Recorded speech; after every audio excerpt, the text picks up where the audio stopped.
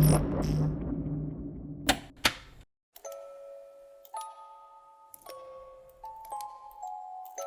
to me.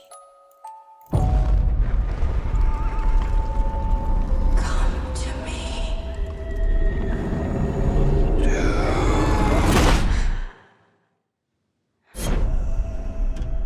This creature is a force more powerful than evil. Its desire is to consume all life on Earth. Only you can redeem us.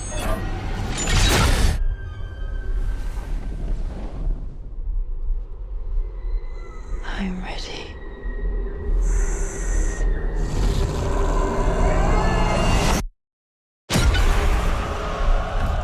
So, Robert, for starters, why Nosferatu and not Dracula?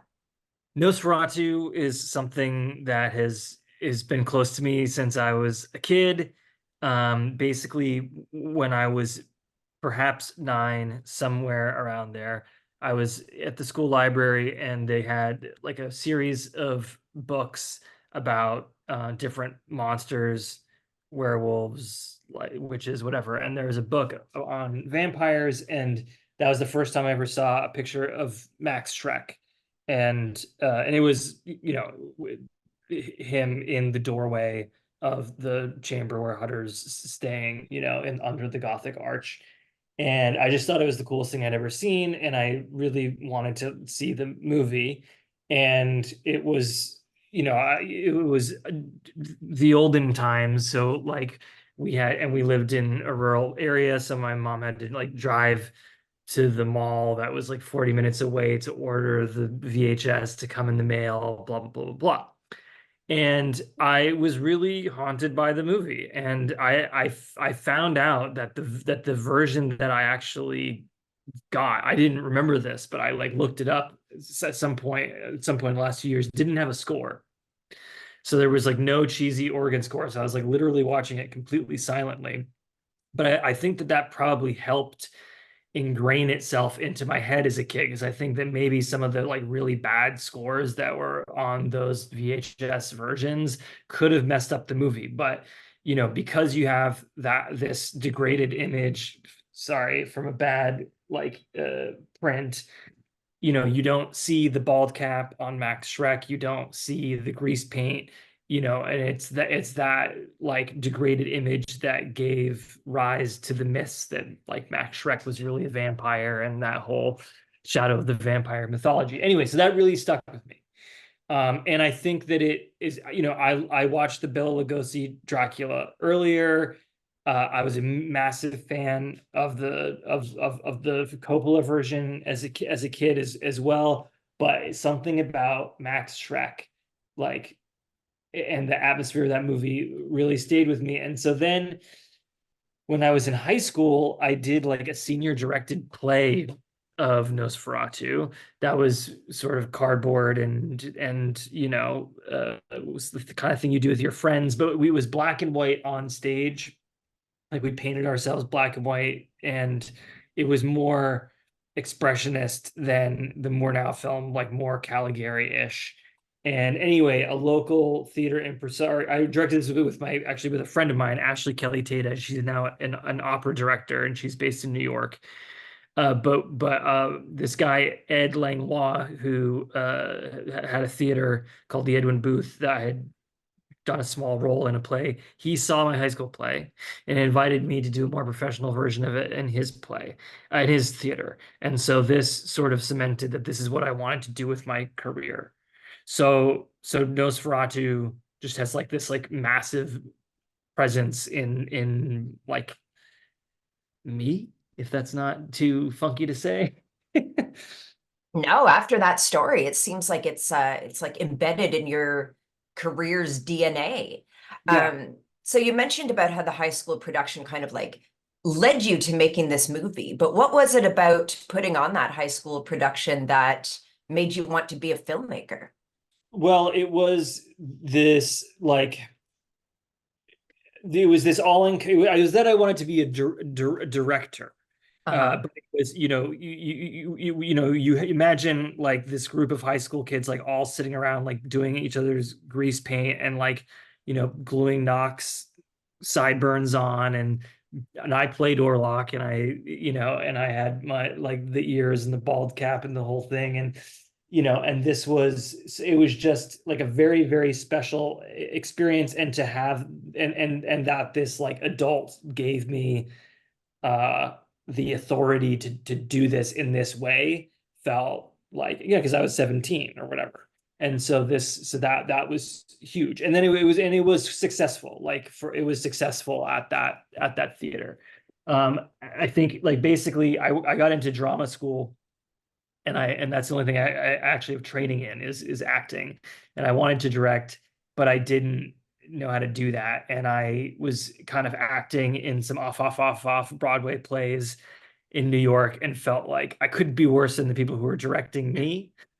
So again, like me and my friends, we started a theater company, and we were doing stuff. But I was just like, I was frustrated that we did a really good, I don't know if it was really good, but at the time I felt a very good production of Othello that nobody saw. And I was like, well, like no one's gonna see our shit. So then we did some street theater in an attempt for people to see what we were doing, and that we did Faust. And then and the idea of trying to like find an audience was and that I loved films was what led me to be like, I need to find a way to make a movie. Long road to Nosferatu from there, but that was the thinking, is that, as much as like maybe the stuff that I make isn't for everyone's taste, like we are trying to connect with other people, as we're people who are making creative work, like we are not, I've probably said this in RUE MORGUE before, but we're not alchemists, like, locked away in our cells, alone. Like we're trying to share something. So I so can't picture you as a high school theater kid. You're too cool. thanks. Like I've waited my whole life to hear that. You're developing a cabal of actors that you keep returning to again and again. Is this a purely aesthetic decision a la Tim Burton or something else?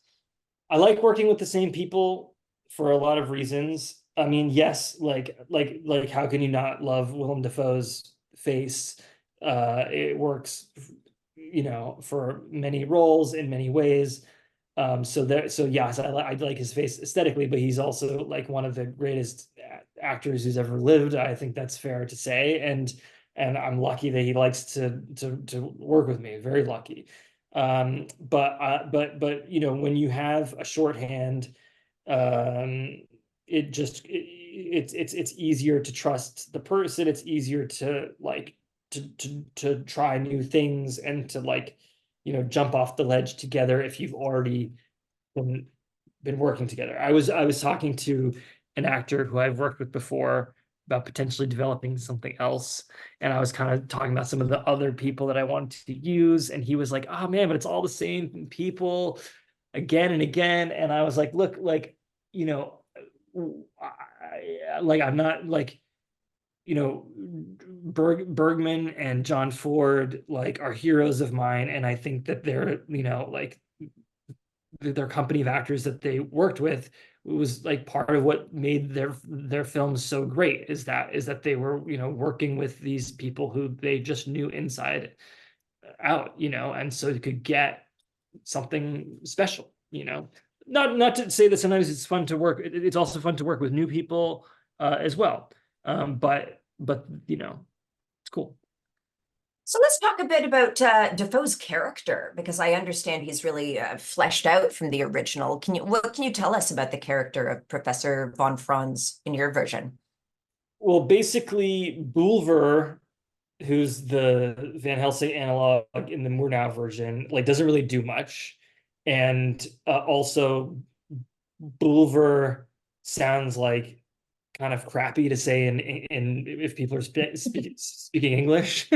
uh, um, and so I gave him a new name that was in, if you, and it, like Jonathan Harker, Johann Hutter, they like most of the like Seward, Sievers, like most of the other names kind of have this like closeness. So I thought, let's go for it. And Maria Louise von Franz is a prominent Jungian who I admire, and so thought I'd give him her name. And yeah, so he's my own take on it because I'm not doing Dracula, but he is a Van Helsing kind of character, which is exciting, Nosferatu is your fourth feature after a string of historical folklore-ish flicks. Does it feel like it sits naturally in your body of work?